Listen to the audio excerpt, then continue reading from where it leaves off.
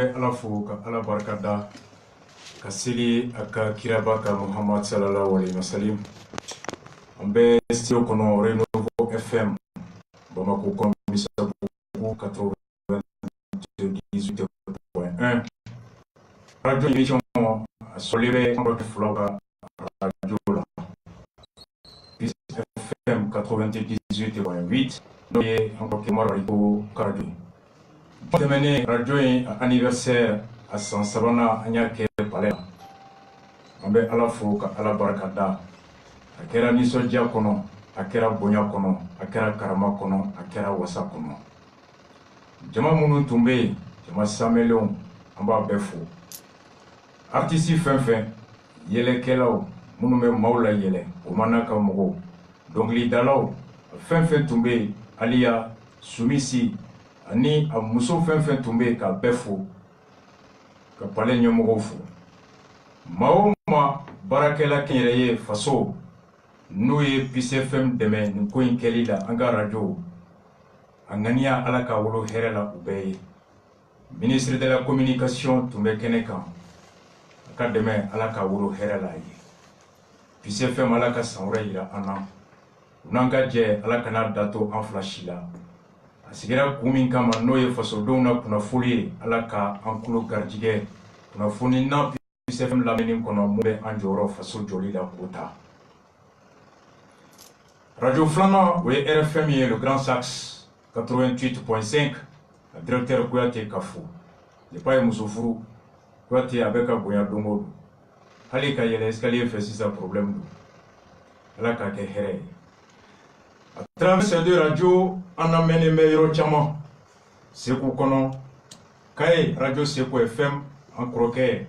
l'envolement Blackie Kafou. Radio Imbeta Yoro, Kaye Lamini, Ana Dougou Befo Diboli, Dougou Dougutigi, Almami, ou Befo, Nyamakala ou Befo. Kaye kono en croquet, Bois-Fronto Kafou. Kaye CDR Kafou, à présent ni Oye Soumare, Ayen Odin Soronien, Alakaden, Alakabalo. Kaye kono toujours Radio Kaira, directeur Madoukone Kafo, 88.6 MHz. Kaira Beseyoro Yorola Ka Befo, et à travers lui, Ka réseau Kaira Befo, Yala, Nyono Segou, Bamako, Kita, partout, où Befo, Kita Kaira Fana, où en retransmis. Et désormais, à la Kanga Jessi, Kaira, à réseau Nyamogo Omar Mariko Kafo. Segou, Radio Nyeleni, 91.9, Baba Maïga, et CDRB, l'ensemble des mouvements Rasta, Befo, Radio Drélissi, en comme ça, Kafo, en roi Kafo, à la caméra, en roi. C'est qu'on a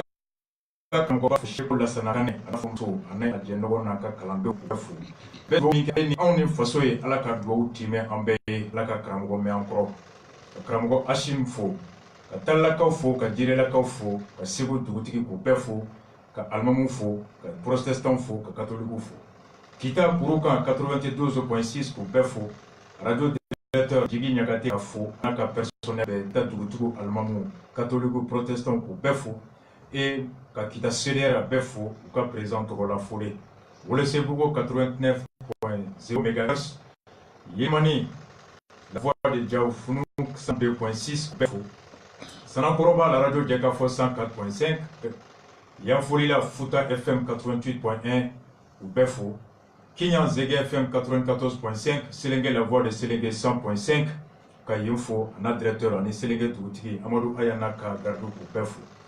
Bougoni Bedjana FM 98.0 pour Befo. Masigi, la radio Masigi, et de Ilakono, de la Soubaka Yoro, la radio Kunkan 99.7 pour Befo, Masigi Touti, Almamou pour Befo. Émission clé, c'est qui m'a à quand Sini, Djankunte, c'est fait aux communes qu'on a 92.5 MHz. Djema, c'est qui met émission en signé à l'AMSA 21h99.3. Lambido Soma Nyakate 92. Nessiga sur Radio Culturelle Dambé 92.5. Nessiga sur Dougouti Almami pour Befo, Anga Kramoba, Aydra Kafo. CDR Fembeni Dougou Femfena, Nyamogo pour Befo. Nessiga sur CDR Président Sissé, Mohamed Anaka Djama pour Befo. Djidjeni, la radio Djigia 104.2 MHz Kafo. Yvan de Lyon en Espagne, à travers lui, Kamoulo Bafo, Malado Djara. Nara, la radio Ouagadougou, Djigia 95.0, Kita, Radio Kaira, Kaira 5, 104.2. À Internet, il s'en fait www.zeno.fm, Renouveau FM Bamako. www.zeno.fm/Renouveau FM Bamako. Émission clé, Koka Sega Kantouni, Seboukono, Radio Fla, Lou Farala Nyelenika, ni Okera, Radio Maya 98. Ani Radio Gintan 92.2, Sebou Marakono, Roufnaka, direction, quoi radio, émission retransmise en direct. Ou Befou. En Facebook Fanaka, Neka page quand, Samabali, Mas, Simaga, Mamadou, Sidibé, des milliers de pages qui retransmettent cette émission pour le bonheur et le plaisir des milliers de Maliens et d'Africains partout dans le monde pour casser en amène. En Befou, Alhamdulillah. Suina anya fo coga mina an sigira alfo kala barkada temu ye saba folo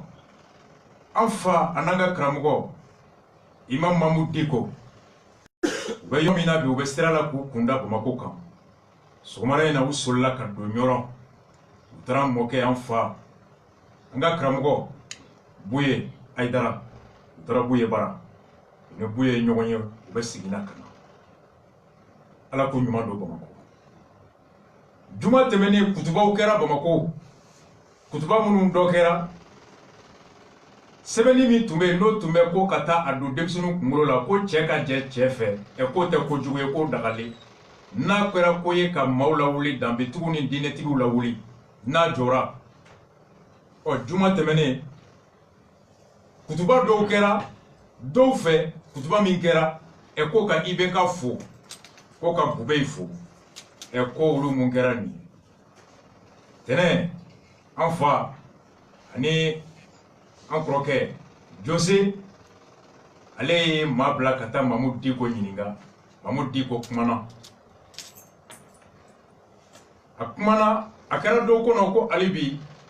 ko kilenga la aw k'a lamɛn Mahmoud Diko ye mun fɔ o kan ani jɛlajɛba min bɛna kɛ a bɛna boli mun kan bɛɛ k'i ka hakilina ta n'an bɔr'o kan kumakan min n'a bɛ Mahmoud Diko da jɛlajɛ min bɛna kɛ le 13 walima ni date min taara o kɔfɛ o bɛ sigi la Mali yɛrɛ bɛ lahala min kɔnɔ lakanabaliya taabolo la baaratanya taabolo la jigilatigɛ taabolo la suɲɛni taabolo la jamana a lafulen bɛ cogoya min na bi a yɛrɛ ka kuma k'an ka taa wele kɛ ka ala deli a kan sɔn hakili ɲuman ni dusu ɲuman na ka faso in kisi ka bɔ ni balawu kɔnɔ ni ɲangata kɔnɔ ni jigilatigɛ kɔnɔ jigilatigɛ min ni lakanabaliya bɛ ka wolo kɔlɔlɔ min na Mali fan bɛɛ bi kɛrɛnkɛrɛnyala camancɛya la ni o ye Mopti mara ye a lakanabaliya kɔlɔlɔ a binnen bɛ siya dɔ de kan n'o ye fila ye n'i ma kuma fɔ i b'a fɔ ko lakanabaliya k'a bɛ ka se bɛɛ ma n'a bɛ se bɛɛ ma yɔrɔ bɛɛ la a tɛ se bɛɛ ma kosɛbɛ i komi a bɛ se filaw ma cogoya min na ani hakɛ min na ka tɛmɛ tɔw ta kan camancɛya la o kama jɛkulu min sigilen bɛ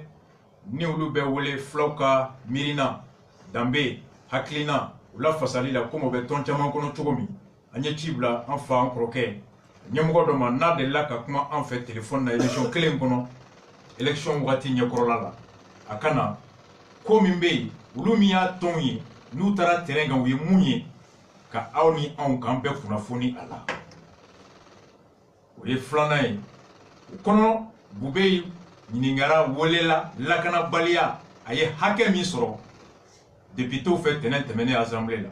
Bubey ye mun fɔ ye lakanabaliya in k'a kɛbaga ye jɔn ye jɔn tɛ aw bɛ o mɛn o lakanabaliya kɔnɔ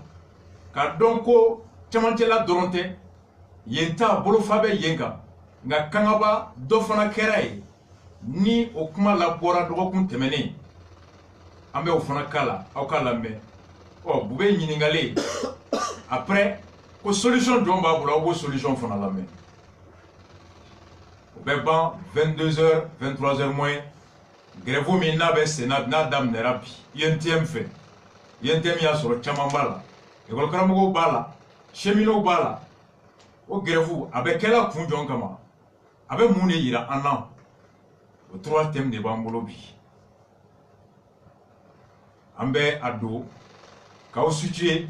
Mamoudou Dicko ka kumakan min bɔra tɛnɛ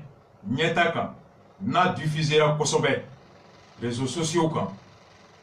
a kɛra ka da juma min tɛmɛna kutuba min kɛra Bamako kɔnɔ misiri dɔw la a kutuba in bolila ka laban mun kan o kumakan de kɛra sababu ye ka Mamoudou Dicko labɔ o kama imam ni kutuba minnu kɛra aw k'a lamɛn après an bɛna se Dicko ma a ye o lamɛn an k'an jilaja kibaruyaw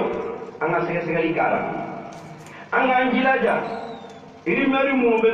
dugu kɔnɔna la an ka n'an foro kan ka maaw kɛlɛ ka maaw juguya ka maaw kɛlɛ o ye maajugu de ka baara ye an ka diinɛ ka taabolo tɛ nin ko in na kibaruya caman fɔla dɛ a dala an ka karamɔgɔ la ko ye wari minɛ walayi kɔfɔrɔ a ma di mɔgɔ si ma nkalon don wari ma di mɔgɔ si ma ni gouvernement wari di mɔgɔ ma a bɛ tila ka na fɔ tuguni ko n bɔra a kan o ko tɛ ko in na wari ko kuma tɛ ko in na foyi tɛ ko in na o kibaruyaw fɔra an yɛrɛ y'o kibaruyaw dɔw ye réseaux sociaux la kabako dan don ninnu ye lumière de ye a man kan cogo si la an k'an koron kibaru kan Ala Ta'ala ye an bilasira kɔnɔna la in ja'akum fasiqun binaba'in fatabayyanu ko ni tiɲɛnikɛla nana aw ma ne kunnafoni dɔ ye a y'a sɛgɛsɛgɛ n'o tɛ a bɛ bin maa dɔ kan k'a sɔrɔ ni binni man kan dɛ maa minnu sigila nin ko in kan o tɛ balo diina la dɔrɔmɛ kelen o t'a dun diina tɔgɔ la o b'a dun diina la de Ala y'o suganti k'o kɛ diina baarakɛlaw ye olu bɛ taa mun wari ɲini nin na Ala y'o suganti k'o kɛ diina baarakɛlaw ye olu bɛ taa mun jɔyɔrɔ ɲini nin na nin ko in bɛ ban diina tɛ ban n'o kun don an yɛrɛ dama tun tɛ bɛn a ka ko wɛrɛ tun bɛ bɔ a kɔnɔna la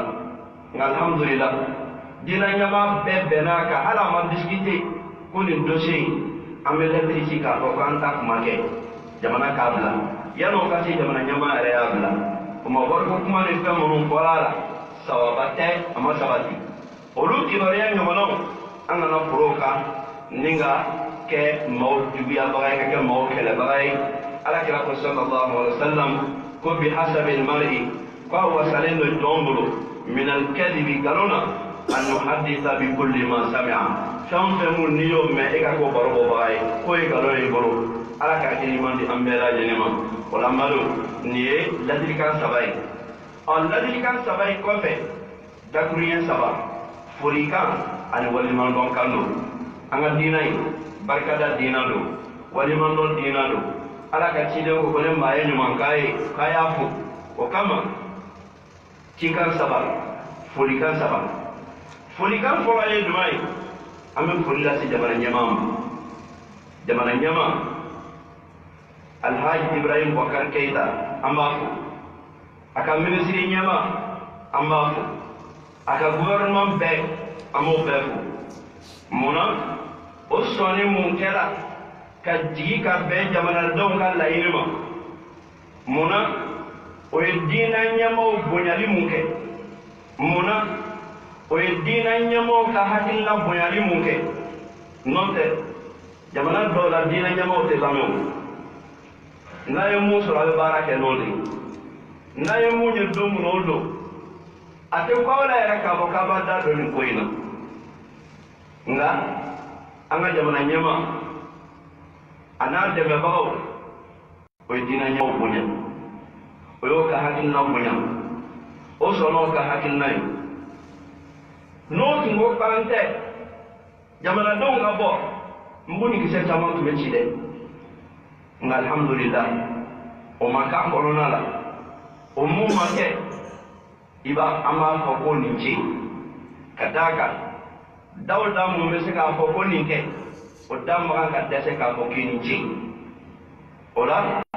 bɛ jamana ɲɛmaa fo k'ala deli ala ka kɛnɛya labɔlen di a ma k'ala deli ala ka barika don ani a la ka barika don a ka gouvernement na ala k'a ni o sɔrɔ ka tila k'a ɲini o fɛ halisa fɛn mun de tɔgɔ ye k'a fɔ cɛ ni cɛ muso ni muso olu ka damuta kɛ ɲɔgɔn na nama fa homosexualité o ka sharia ta sharia mun ba to na be jate ka fo ko kirimu do jamana ko ni yira le kan ngani no sharia te ko sharia bla sina kada ka no be jamana ko na la minna te na tuya sila fa kanalana kalamu na be tarike ko mo wale be sika ire janye srata dam bola cheni muso ya srafe ko kalante na tuko sila o kama ko ime tafano de amala de alaka no de ma ke wonyana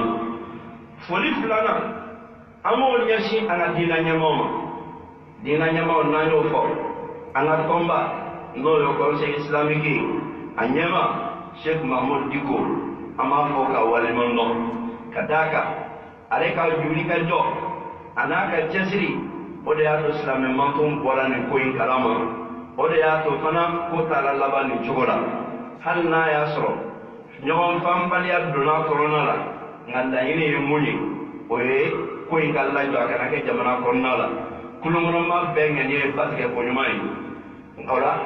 afoni be nyesi dina nyama bema kakla kare kerengere ya ko nyumana ka fo ka wali mando ko be wali mando kala utara deri oyi jori mun ke silamawe oyi sinyana mun ke silame monton kama oyi wuli ka jo mun ke wala saka jamana dina na damel la tanga amala deri ala ka wuli ka jo ke orai ala ka barka do bela ala ka no bela jeni sabati no borai furikan laba oyi nyesi jamana den bela jeni ma bejola ni koyin koro hali mamun bala no lu islame dina la ulu be wuli ka jo ke ni koyina ko torado akanga nyonti ka banga jamana ka na ya soro ka madina nyama wulla mama soro ko munu mo ulla fasa no dun kera ko intun tege ko barka mai nga mawle medina nyama ko munu mo ulla fasa no e awere bela jeni ka furi wal man ron yesi awma ay ko in famu dina nyama ka furi la awe ka kila ka to akoko fala ya dulin jigi ka bonka akanga fo akanga wali ndo kala diri balmo ni gara kutuba munun kara mako kono juma temene misiri chamanga kutuba bamulo ata mi juma misiri fen arasa be ba kutuba bamulo tous les vendredis ka beta anya ni nakobi wala samena Mahmoud Diko ka kuma min kala au ka fam au boraka ni karamogo aka kutuba la me akwa be ibe ka fu ka bube fu gouvernement befu ku sona ka jigin kana jamana don ulu hake anuka lanyini usiraka ku ye jamana don bonya islam dine mau bonya we dine tobe bonya we dambe mau bonya islamia ku ye folie o kama uni folie kaka ante Qur'an don amba bisigi ale ba don ka teme anka ante sunna don amba bisigi ale ba don ka teme anka ante dambe don amba bisigi ale ba don ka teme anka ame nyingali keleni ke mami ye ko min damine tene ni wulila ka foy ka mai aka nyini ki ban au ka ke mangai fa labanga sega ko o tigila mo akla ka bono ko kele duma ni willa ka sega ko ayi bonyawo mo question posée karamo islamia ko bonya islamia ko foli ku sona ka jigi kaname ku kunta kalama kuma la bube kunta do ko cheka je chefe ko te beslamia ko ibeka mi nyemwo na tara maga shin wolonvla ibeka kunta do ka te beslamia ko ou tunta do ka te be dambema 2015 et 2010 2009 je veux dire Slamo Boli Minkera ka 26 mars faya akera kumununa ni kundo tunta lawa Slamo vraiment foku ni be nyogonye atete banku belame Mahmoud Diko ya fanya joya odo kuye sankelenge yala la ka sankelenge atelier la ka sankelenge réunion na we fe nyini gouvernement ya beta ka boala u sago la bo le ngono à laban obligera ka taga 26 mars là Mamoud Diko côté a quoi tete tout me fanga la na be bo du kilame kan kele fonteri do ntara barakata nye foye maname à laban kera 26 mars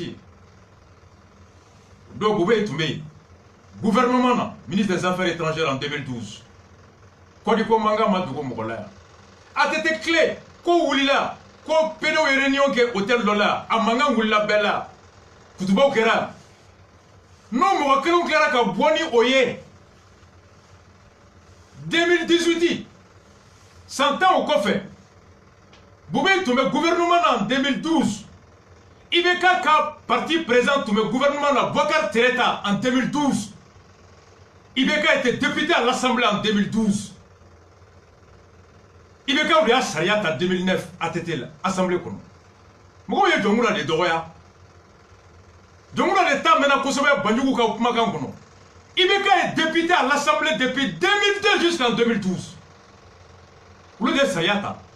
Omo kelon klara ka boni oye 2018 O bole nai anga fi abisiki ku nyinana Ngamou Diko bole nai gouvernement John ko ngalo me Mamoud Diko da Lu kelen dewa Uka ministre ma buya ko ngalo ndo ko chietewa Ko Mamoud Diko ba mo ko chiete ko kar ko no kuma dowa O dalu bole est-ce que segina ku majigi jamana dongo akela ala de bonya kama wa dambe de kama wa wono ko fanga o la kanali de kama parce que nous ma segi ko fanga ba dafe nga hali ni ma segina siranga iba encourager yakata ita baga ni wajulu kera juma misri chabangono akube folo ka ibeka fo ko foli kan folo ibeka e o flana dina nyemoyi ko sabana yi jamana donyi aya ka kuma me oh Jose tara Mamoud Diko nyinga tene ko Mamoud Diko fana be ibeka fo wa ay Mamoud Diko la me السلام على رسول الله السلام عليكم ورحمة الله وبركاته أما لا تنو كعلى بركة كعلى فوق والإمام أما صلى على محمد صلى الله عليه وسلم أنا سود يسلموا أنا جن والإمام أما الإسلام بلد الفو كابلو كرامة الله نقول إن يا فتومي أني كبار أمة جمانا كنتي كو إندبلا لا ودو يرون نامون يمنسرو كو إندبلا لا كابلا لا نيمانا بعد تكوني أنا كرو كتقول o here ambe ala fola ambe ala barkada foli be nyeshi ala de ma ka barkada nyeshi ala ma o kofe ka islamu fu o ka danala ka islamu fu o ka jolila parce que fama ko indamana na o ya kumbe tugubi ka ko ngalo yi ka nyene ka amburja ka lakushi ka ndi lakushi bawma no tila mo labana ka jonga ala fo e foli be ala de foli be ala de bi foli be ala de shini ka islamu fana fo ka dana yala o ya don ka fo amora ka kuma min fo kuma se ka kay kuma te ngaluma o dana ya min no ja la halaya bela jelen kya nga ulu ka dana ya no ka joli ala ka demen ko fe o de ya to nunu ya don ka fo ko o ya nyene ka fem min dogo ka tse ka do o ya nyene ka fem min kengalo yi atse ka kiti parce que o ya nyene de ka on kengalo tikela ko in fora yoro na premier ministre ko mamun ba barala ku ka jo na soro fem kunti ulu ku ka fem jo o ba ka digo mi yere shila tunu na soro chiente o ba ngalo jo dikola dron ka diko ko ba shengele nga o b'a dɔn k'a fɔ ko tiɲɛ de bɛ ko in na o ye janfa min n'o y'a labɛn k'a ɲɛsin jamana ma k'a ɲɛsin alisilamɛya ma ala de ma sɔn o ma wa ala tɛ sɔn fana ni ala sɔn ko in y'o to yen o kuma n ye minisiri ka kumaw mɛn ani maa wɛrɛw ka kuma minnu bɛ ka kotobaw yɛlɛ ko ka faama tan ka barika da faama ye ko a ye min kɛ anw t'ale tango la ayi an bɛ ala de tanu ka barika da ala ye o kɔfɛ ni maa bɛ tanu alisilamɛw de bɛ tanu alisilamɛ jama minnu dara ala la sɔnma o kɔfɛ o dara an na olu de ka kan ka tanu anw tɛ dunun ni bala ta k'an bɛna perezidan tanu walima premier ministre tanu nin ko in na premier ministre ye kuma min fɔ don min a ye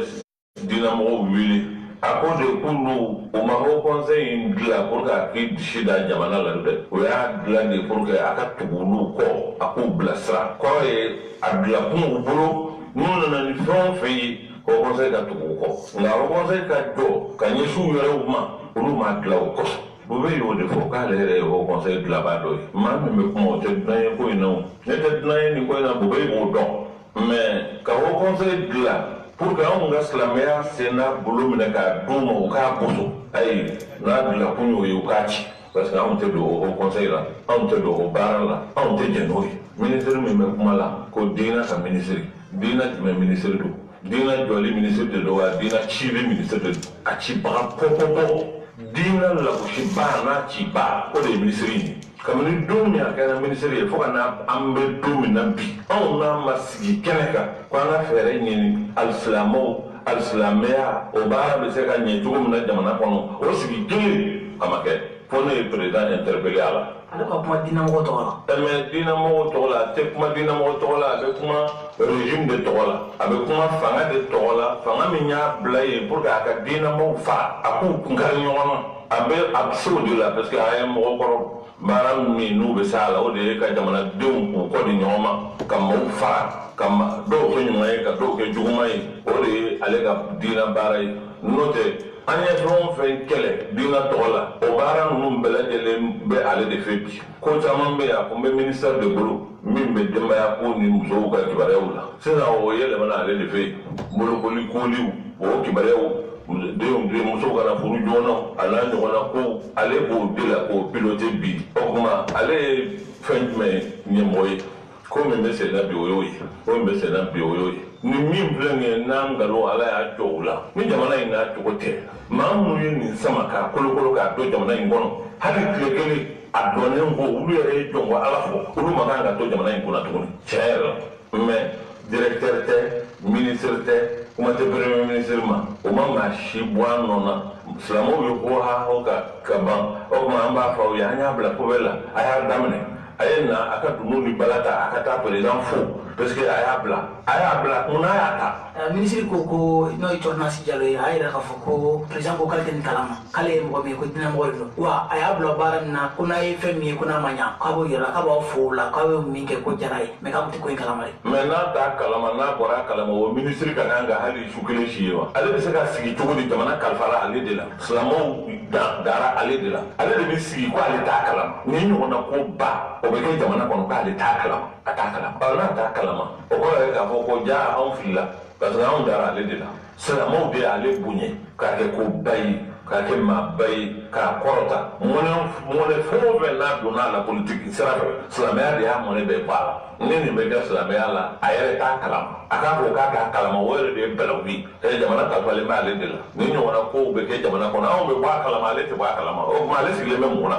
a sigilen bɛ mun na nin ka kan ka hali tile kelen a ka kan k'o kɛ jamana in kɔnɔ bilen wa nin dɔnnen ko silamɛw ka kan ka sigi ka nin to jamana in kɔnɔ. minisiri y'a yira k'a fɔ ko min a y'a ɲini ko k'a bɔ a ma k'a ka tila ka sigi ka taa kalanyɔrɔw la a n'a ka masjidiw la a n'a ka misiri kɔnɔna la ka taa silamɛw informer k'a bɔra a ma k'a kan k'o kɛ k'o y'aw jɔyɔrɔ ye. mais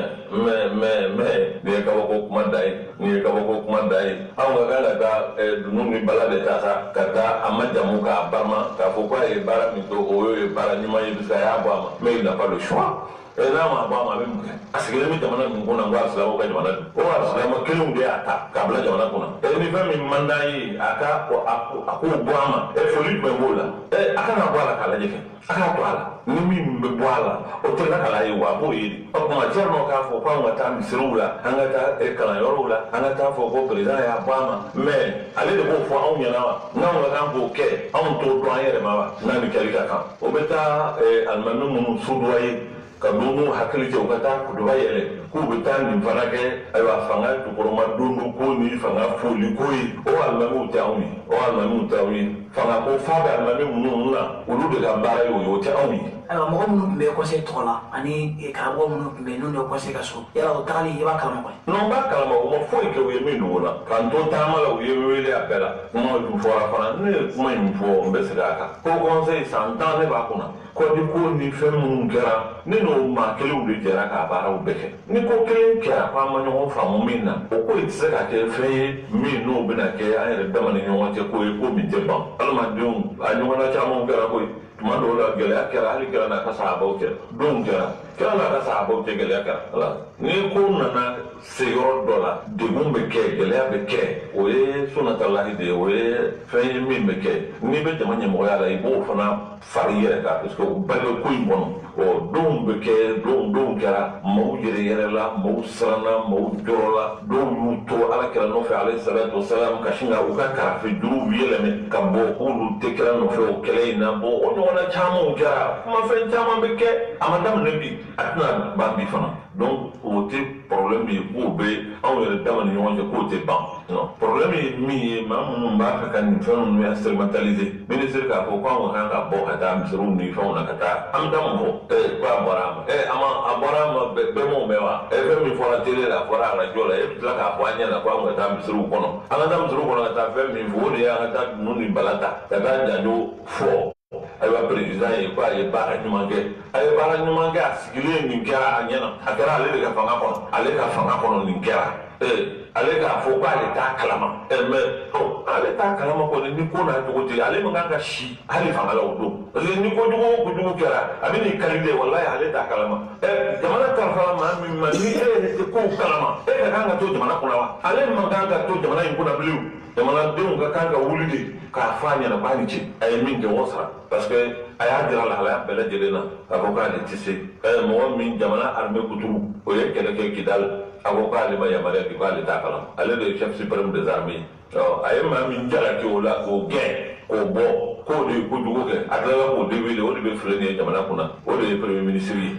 o tigilamɔgɔw bɛ se ka mun dilan jamana in kɔnɔ bilen. Sa wele ka mun bila silamɛw ma ko ni kalo tile 10 ani dɔɔni ani 20 ni dɔɔni wele ka ninnu bɛ cogo di u dɔ la walima yɛlɛma dɔ la. wele kan minnu u bɛ sen na wele kan ninnu bɛ sen na bi o bɛ sen na sini o bɛ sen na sinikɛnɛ ni ala sɔnna an ye min fɔ a kɛnɛ kan n'an ye ŋaniya min da wele kan in kɔrɔ tɛ k'a fɔ k'an bɛ maaw wele o ka bere ni jele ni ayiwa fɛn ta ko ka taa fanga gɛn an m'o fɔ mɔgɔ ye nka anw ko jamana in selen bɛ yɔrɔ min na bi degun min bɛ jamana in kɔnɔ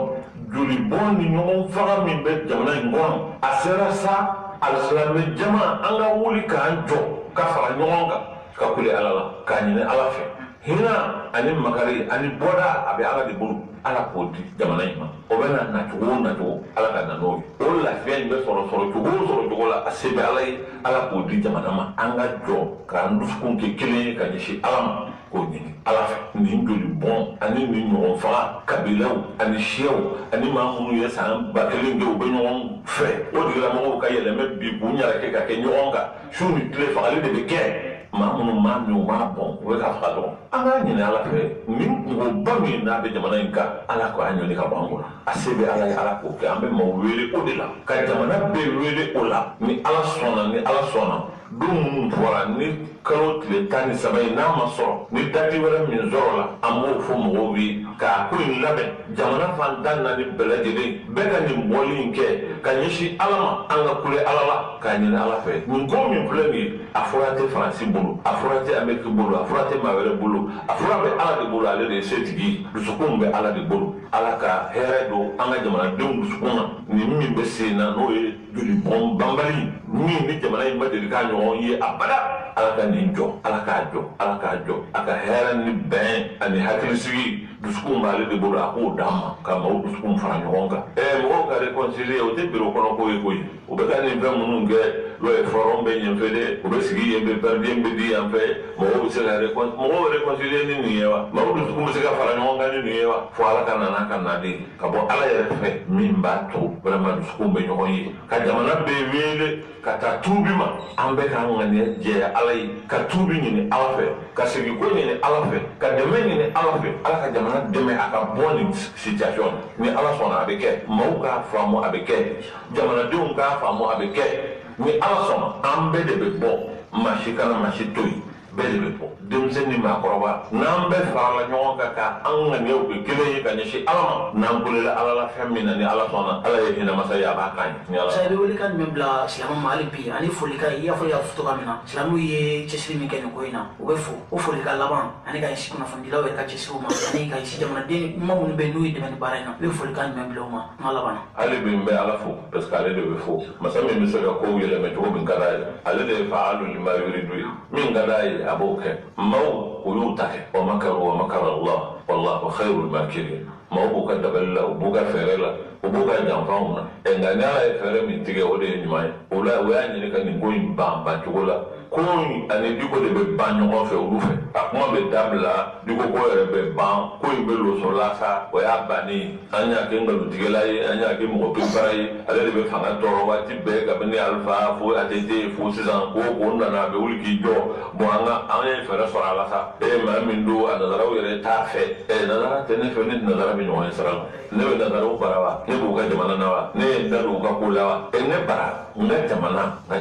نظرا ما كنفه atene kuna siri wala ukakenfe ole beke kabako yi nga utenfe no fora ne mata ufe ne no makwa mun be na fo ko na zara utafe o ti la ngo de tara ne to yi no de ne masu ma o mazenema mun be na ya ka fo kwa na zara utafe ulu de be ne to doni katana yi kufe ati la mo ya fo ne ko mango he na zara udante o ka digo fa o be se ka dora ke min to ya o yo ke o mo ke digo te sawa a bɛ sa n'a sa don sera a bɛ sa a ka kan ka sa cogo min n'o ala y'o min latigɛ a bɛ sa o cogo la de ko tɛ se k'o bali maa wɛrɛ tɛ se k'o bali donc fɛn min bɛ ne jɔrɔ ou bien ka ne yɔgɔyɔgɔ o tɛ nazara t'a fɛ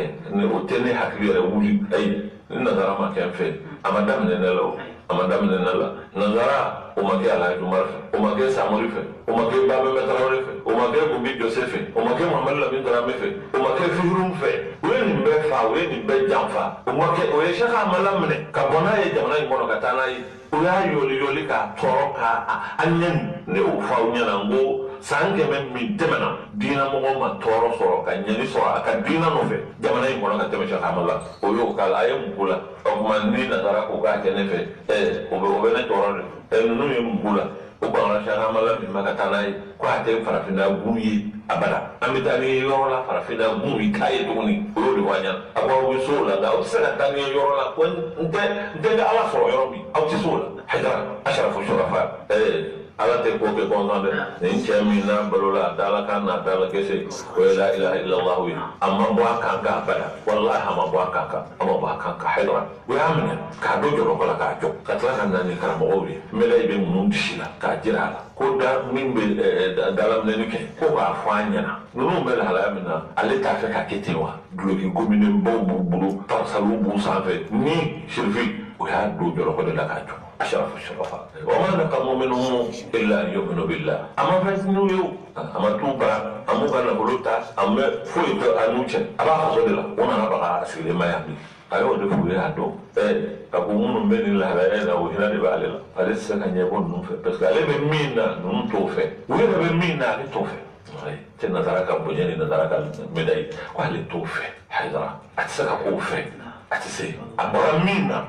o ye tiɲɛ ye ale bɛ se ka kɛ nin fɛ wa ayi o ma kisi u tɔɔrɔ ma n'a fɔra k'o tigilamɔgɔw tɛ ne fɛ o bɛ digina de o tɛ digina o ye kɔrɔlɔ ko de ne kɔni bɛ barika de da ala ye ka tila ka barika da ala ye o kɔfɛ n bɛ alisilamɛw fo jamana alisilamɛw olu ka wulikajɔ o de ye complot in tiɲɛ o ye wulikajɔ min kɛ o de y'a to complot min dilanna ala y'a jɛnsɛn k'a kɛ haba mansuran masa min bɛ so la o de ye ala subhanahu jalla wa ala walahi ne ye jɔnni ye min ka jurumu ka ca a ka baara jugu ka ca fɛn wɛrɛ tɛ n bolo n tɛ se fɛn na n'o ye n dusukun ye n bɛ ala fɛ n b'a kɛrɛfɛ n b'a ɲini ala fɛ ala k'an balo o kan a k'an fatu o kan maaw ka duwawu k'an ye adamaden i mago bɛ duwawu la waati dɔw la i mago bɛ duwawu la ala kana yɛrɛ bonya don an dusukun na ala kana ala ka duwawu minɛ diko ala ka diko mɛn an kɔrɔ kumakan min n'a bɔra k'a lamɛn sisan nin kɛra ka da kutuba min kɛra misiri dɔw kɔnɔ juma tɛmɛlen n'aw ye kutuba dɔ lamɛn ni alimami ko k'a bɛ folikan saba kɛ folikan fɔlɔ k'o ye ka IBK fo a n'a ka gouvernement Mamadou Diko kumana a ka kuma kɔnɔ ladilikan caman b'a la a ko Thierno n'o ye ministre de culture ni caman b'a dɔn a bɛ bɔ télé la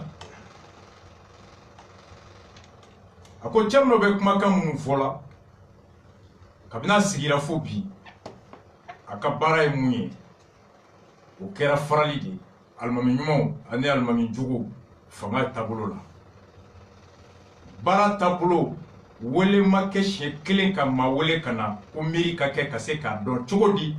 diinɛw bɛɛ bɛ se ka miiri min kɛ ka faso dɛmɛ faso basigili ni danbe basigili la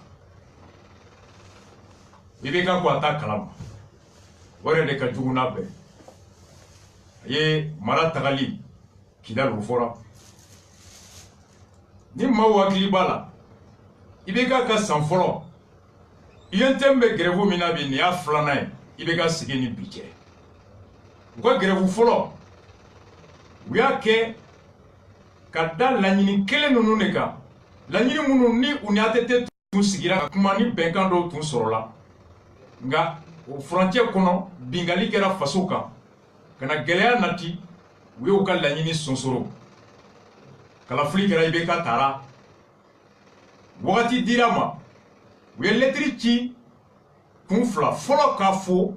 a ka sugandili la ka ɲɛmɔgɔya kalifa la ka dugawu kɛ ala ka jamana tali a miiri n'a fanga n'a kɛnɛya d'a ma filanan ka hakili lajigin a fɔra mun kɔ faso tɔgɔ la u n'o tun bɛnna kow la u tun bɛ kuma la point kan a ka o dɔn o jamana o de ye badaye ye maaw bɛ taa nka jamana bɛ yen a k'u wele u ka kuma f'u kana grève kɛ don min i bɛ ka yɛrɛ ko télé la k'ale kun t'a dɔn ko INTM ye lɛtiri ci a ma a yɛrɛ da a yɛrɛ ko ten ko mɔgɔ min bɛ lɛtiri ci k'i fo ka dugawu k'i tɛ se k'i ban k'o laminɛ ko mɛ k'a kun t'a kalama k'u ye lɛtiri dogo a la Buwa ko a t'a si kalama ko alimamu minnu bɛ taala nin na ko i bɛ ka de bɛ fo k'a y'a bila ko mun na a y'a ta n y'o ɲɛfɔ aw ye a ko u bɛ alimamu minnu sudoye tubabukan ye sudoye kɔrɔ ye fɛn bɛ di maa min ma walima fɛn bɛ fɔ maa min ye k'a nata lawuli walasa a ka ko kɛ o de ye sudoye ye n'i ye nin kɛ i bɛ nin sɔrɔ a sɔrɔ bɛ se ka kɛ nafolo ye a bɛ se ka kɛ jɔyɔrɔ ye a bɛ se ka kɛ dɛmɛ dɔ sugu o sugu ye ko k'ale to yen ko o conseil créera cogo min Bubey b'ale dɔn ale bɛ Bubey dɔn a yɛrɛ ko ten ko Bubey ko bɛɛ ka dossier b'a bolo ko Bubey mɔna mɛnɛmɛnɛni wo kɔnɔ mɔgɔ t'o yɔrɔ dɔn sinon Bubey fana ta bɛ bɛɛ bolo j'ai des dossiers sur les autres aussi ont des dossiers sur toi conseil créera cogo min k'a b'a kalama ala de ka dɛmɛ ani silamɛw ka dɛmɛ y'a to janfa min tun sirila a janfa dara kɛnɛ kan n'o tɛ u tun nisɔndiyara ko an ye sababu sɔrɔ sababu min b'a to Diko daga bɛ bɔ an da la k'a ye maaw sɛgɛn a ye Alifa tɔɔrɔ Alifa tun t'a fɛ a ka taa a y'a ATT tɔɔrɔ yan ko n'an ma daga bɔ an da la a b'an ka fanga fana sɛgɛn ko hali a ko man di nanzaraw ye k'a ko man di ala ye ala tɛ dɛ ko hali a ko man di olu ka ala ye u m'a fɔ ko Diko ko man di ala ye dɛ u m'a fɔ ko Diko tɛ silamɛ ye ko ala ko man di tubabuw ye ko hali a ko man di tubabuw ye n'a ko man di tubabuw ye ni maa min sera ka Diko daga bɔ tubabuw da la e bɛ kɛ tubabuw teri ye kuma n'a kɔrɔ filɛ parce que olu ka miiri la ni tubabuw ko k'i ka ɲi e bɛ kɛ président n'i ma ɲi e tɛ k'a ye anw tɛ dɛ u t'anw jate yɛrɛ i bɛ ko dɔ la ala b'a ta la a ko le 13 n'o ye dimanche nata ye jalajɛba min fɔra n'a jalajɛ la sabatira ka bɛn ni dimanche ye o kibaruya bɛ da maaw tulo kan n'a ma bɛn ni dimanche ye n'a bɛ bɛn ni don min ye o don fana bɛ kɛ kibaru ye ka cari Mali fan bɛɛ n y'a fɔ aw ye a daminɛ Diko taara bi ɲɔrɔn a bɛ sira la ka segin ala k'u ɲuman sigi ni kibaruya min bɔra a la an bɛ yan o de y'a to congé an t'a ta n'an ye congé ta ala kana to an na nin ko ye an b'a la fo ka Wangɛrɛ digi Wangɛrɛ ye jɔn ye bébé dɔ Karim a n'a denkɛ sécurité d'état adjoint Umaru Konate Bubey, voici les 3 têtes de Wangɛrɛ au Mali. Mali Nyegangono, Arasa Bey. Oui, veut présenter Kounou la presse. Boako kare kunta kalama ko presse war fana be ka shoya. Kuna ko ka to fana kalama. Oui, akil la jigi ki lay du minta. Journaliste qui va demain misuma. ko kemesa alo bi saba mati aw ko ha ko awo ko wala election ta kalama kunu kata ato fana kalama. Le montant que lui-même a promis à la presse, ils l'ont rappelé hier, qu'il n'a même pas pu débloquer le 20%. Il dit qu'il ne savait pas. Pour Dakar, il y a un bon. Mais il y a un tarami. Katarami. À cause de la démocratie, c'est un job précis. Haki Nyemgo be Fodje Touré. Sambi Touré Koroge Fakele Bakele. Ni Sambi Batoro Mambe Apollo Marala. Ou be IKFM na. On a un président de la démocratie. Quand on a un brouillé de démocratie, 21e siècle, il a un brouillé de gauche, tout ça, il y aurait pas de vie, car ça y est, il y a un toro sur le avec la mer. À quoi haut conseil? Quand il pouvait y avoir sigi, quand il fanga de demain, quand Slamaya kele, quand Dambe kele, Koulou nege, à nous nata, à nous fanga, quand les sisi, quand haut conseil sous aller tout là. Wa almami mbedo dafa ale to almami suye ho conseil ma sigale ko de asigira le nyana asigido ale nyana ale ma do la ni kuma ma fo ko nga kaya fam ko ulu bolo ho conseil be tindi e ko te ale tae ale to ho conseil o ho conseil flanai no ho conseil dodoni no sigira gushili kama no wasko ka karamo wasko ka ho conseil ay Mamadou Tieni name diko ko kate ho conseil sugumina ho conseil sugumbe bube bolo ho conseil sugumbe Cherno bolo ho conseil sugumbe karamo sugudo bolo ay Mamadou Tieni name aba fo il dispose déjà d'un cadre référentiel au conseil ou quand initiative jam voilà les projets en cours faut la trouver qui était là dans Alpha on était impliqués dans tout. Et nous, c'est la famille d'où les régions là. C'est Okatan. Après, là, c'est ça qu'il faut dire. Et aller faire le niveau le Haut Conseil Connery est un instrument éminemment politique. D'où Milani Boubé nous de Béakan Kandla. Moi, qu'il y a une mafia avec ces choses. Oui, il y a Moussa Diakti, Ali Mohamed, Ali Champ, Fatola Samalou. À quoi on fameux Moussoni. Ou à son Sarkozy venait de finir de mettre le Haut Conseil français du culte. En Ouiba, que Sarkozy t'a eu le fameux de Hakil Sissoara. Ils contrôleront le milieu pour qu'il y ait un islamisme au Canada. On fera des femmes au Guénoya Canadina Haïfa au Kadla. Benham Pini. A do Sadamaso. Quand un petit mot tu vas donner dans le Luka Famaya Bana, ou les Haïti, ou Salamani, Johnny Queen Kadla, il y a Algérien ou Nathalie. Il faut avoir des hommes. Non, c'est les jeunes. On a intellectuel de Mounia. Il faut faire la politique. Dina Boutet. Alors là, il y a un ça là pour Ousmane Sina. Oui, mais Ousmane Sina, c'est ça, nous, nous sommes. Tant on fait au caquet. Nous sommes tarafés 4 ans. 40 ans, à la fin. Au conseil, ça va me dire. Quand il y a un femme, fin il y a qui s'y a oublié. Mais on a dit la bagne au bout. Nous sommes vraiment contents.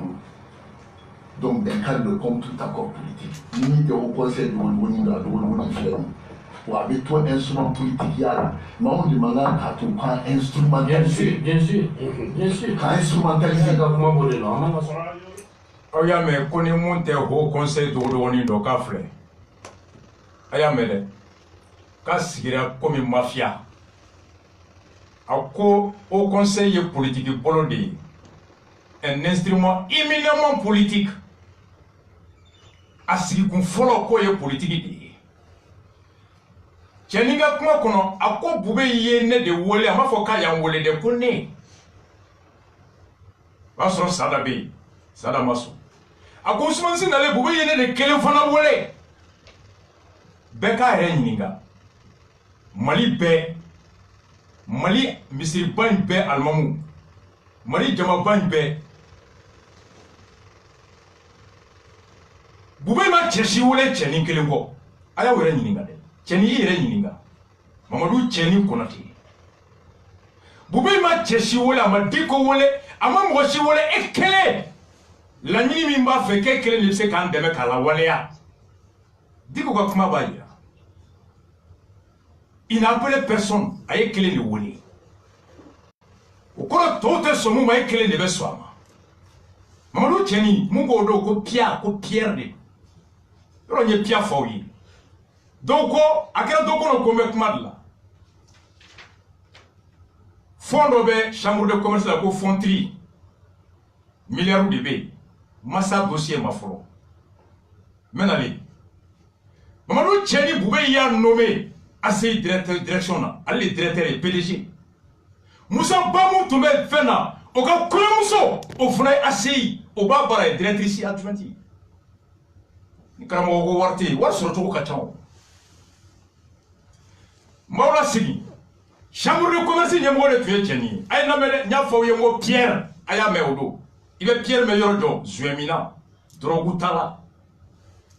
Glomioro, il est Pierre May. Wari washko kane wafla we gombie keme we sentuwe deleme we muroi keme fla we kirika cheni ba bedo Mamadou Cheni Karamogo washko ay namere journal de Bora le 24 juin 2015 un journal Togo le Prétoire a titré le délire de Mamadou Cheni Konaté comme Mamadou Cheni Konaté aka komini ani abiko fatoyako. Que notre vaillant président de la plus longue transition que notre pays ait jamais connu à donner à des interlocuteurs, comme Mami n'a donné nous, n'a tout met transition Nyamouala, chambre de commerce là, n'a hake minke n'a nyomake malikono. Notre pays ait jamais connu à donner à ses interlocuteurs l'air d'être fou, alcoolique ou un drogué au cannabis. Le journal Le Prétoire. 24 juin 2015. Ou bien mon effort, ou que notre voyant président, Mamadou Tieni Konaté, président de la plus longue transition, a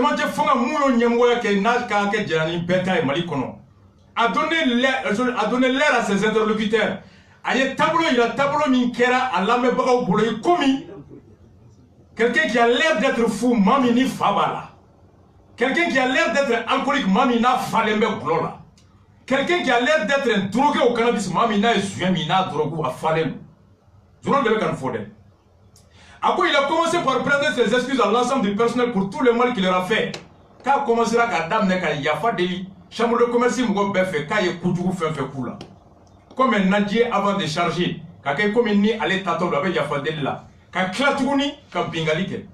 Après, contre toute attente, Ben d'abord banni. Mamadou Tieni, inaccessible, l'homme faiseur de roi, l'homme craint de tous.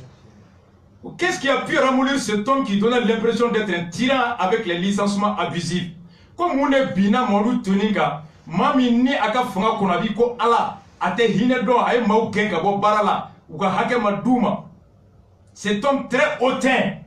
koni tient na jamanendo, et imbu de sa personnalité, ni a nininga mate munga boni ale djien kono, qui croit tout connaître, wana bolo ale be djien femberdo ala kofe. Et qui pense que tous ceux qui voient dans la direction contraire qui lui sont des ennemis à battre, comme moi, Nina les ganita te kele ale bolo ye tugu de wa akan kifa. Mamadou Tieni ne veut commander. À quoi ils ont raison car en 3 ans de collaboration, Ani Animoune Barake, sans savoir comment. C'est la première fois que l'homme prend la peine de s'intéresser au personnel à qui Sigakma m'a offert une chien folle. Avec Moufo, Mamadou Tieni a confondu le secrétaire général adjoint. Il a révélé à tout le monde que c'est lui l'homme qui l'a mis dos à dos avec tout le personnel. À quoi Djama Sigile Yana, quand il y a femme. Le secrétaire général, connaît des années bébla, n'est des années bécordu. Connaît des galonti années bêtises. Qu'il est à la base de tout le mal qu'il a eu à commettre pendant les 3 ans qui a duré son séjour miraculeux à la tête du collège transitoire. Quand bonnet fait bien la chambre de commerce, quand le bonnet allait à Béké. C'est Mamadou Tieni, journal Le Prétoire, mais dans le 24 juillet, allez de boire au lot, quand Slamet Dambé était banni Facebook, tiens l'eau. Quand Slamet Dambé était Kangalo Nambola, tiens l'eau. ko silamɛ danbe tɛ ka mɔgɔw tɔgɔ tiɲɛ Facebook ka tiɲɛ don ko silamɛ danbe ye kilennenya ni ladamu ni jɛlenya de ye o fana ye tiɲɛ ye silamɛ danbe i ka nafigiya kɛ maaw ni ɲɔgɔn cɛ baarakɛyɔrɔ la o tɛ silamɛ danbe ye silamɛ danbe i ka taa baarakɛyɔrɔ ci wa o tɛ silamɛ danbe ye silamɛ danbe i ka taa bɛn ni mɔgɔ kelen ko ka silamɛ tɔ tɛ mun kalama wa o tɛ silamɛ danbe ye Mamadou cɛni Wasiko Konate alimami Wasiko karamɔgɔ ale de filɛ nin ye n bɛ dan de 2015 o y'a sɔrɔ n t'a dɔn dɛ Alassane m'a fɔ journal Le Côté ko il a l'air d'un fou a b'i ko fa bɛ mɔgɔ min na un alcoolique maa min falen bɛ gulɔ la u ye drogué o cannabis ko suyɛmina Mamadou cɛni Pia Konate Musa Ba furumuso ka PDG u bɛ jaa nommé ACI la ye Diko ye mun fɔ Ala y'a fɔ k'a ka kɛ wa a kana mana kɛ de karisa mun b'a da a bisimila jɛlen a n'a falen don o tɛ kelen ye Diko ye mun y'a ka soba ni Ala cɛ mun b'a da a bɛ jɔyɔrɔ min na n'a bɛ k'o kɛ an bɛ dugawu kɛ Ala k'a mɛn an kɔrɔ o dɔrɔn de don balimaw nin tun ye nin côté ye aw ye Diko ka kumakan lamɛn wele min bɛna kɛ n'a bɛ kɛ le 13 dimanche nata walima ni bɛn kɛra don min kan n'an bɛ tila k'o kibaruya da alors ni jeliw bɛ ka bɔ an bɛna se o kɛnɛ kan tɛnɛndon premier ministre u bɛ yen a tun bɛ assemblée la a ye mun fɔ ye an bɛna don a kɔnɔ pour que ka maaw permettre ka transition nɔgɔya ka bɔ nin kɔnɔ ka don centre kɔnɔ an bɛ souffler midnight ka morceau dɔ bɛ yen ko Diallo ko Ala ye kanu de ye ko Ala ye kanu de ye l'amour de Dieu est mon Dieu Diallo Ala ka kanu nɔgɔ tɛ a la an k'a lamɛn Mamadou Diko ye mun fɔ an ye sisan